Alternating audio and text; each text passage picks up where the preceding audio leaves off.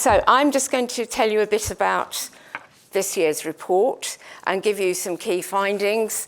You will have heard some of them already, so I will skip through that, but I think it's quite good to see them as well as to hear them. But I'm just going to recap a little for those of you who weren't with us at the launch last year and maybe don't know quite so much about the Gender Index.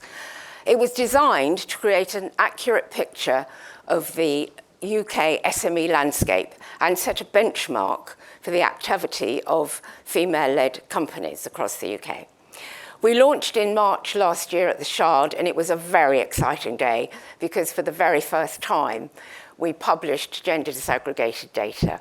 And that was the result of about a 10 or 12 year mission to do that. So it was a very exciting day. We also launched our interactive website, which is a tracking tool, and behind it is data on over 4.5 million active UK companies that can be analysed not only by gender, but by area, so the whole of the UK, nation, region, which is really important now, LEPs, and down to local authority level.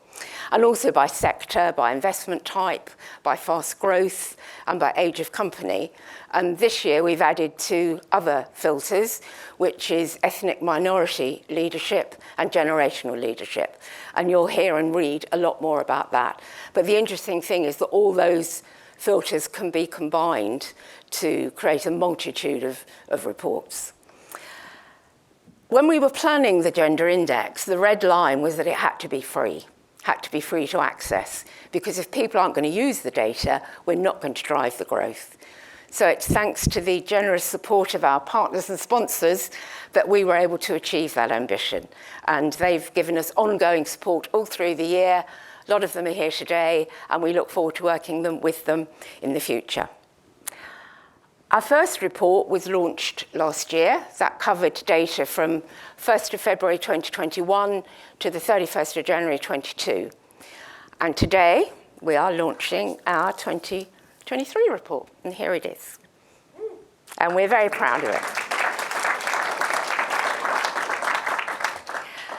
The data in here was over that similar year period, and our 4 academic partners, which are the business schools at Warwick, Strathclyde, Cardiff, and Queen's Belfast, took that year of data, worked on it, analysed it, and produced their findings and insights. And that's what creates the bulk of the report. But there's also an overall UK narrative and contributions from our partners and sponsors in there as well. But this report has greater breadth than our first report because we have the data on ethnic minority leadership and generational leadership.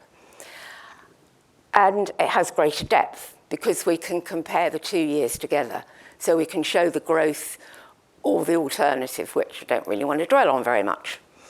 So here's some of those key findings that have already been mentioned and show positive signs of growth, but I think it's just worth quickly going through them again. 17.3% of all active companies are female-led.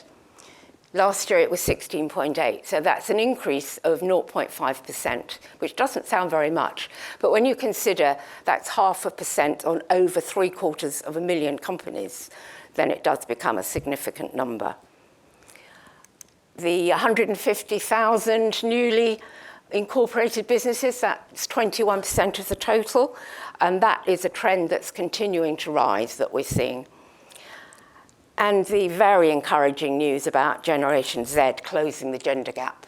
21% of the Generation Z newly incorporated companies are female-led, and they're also attracting more external capital of all kinds than any other age group. So very positive news there. But of course, the data still tells us that the biggest barrier is still access to finance, as Alison and the Minister have already confirmed.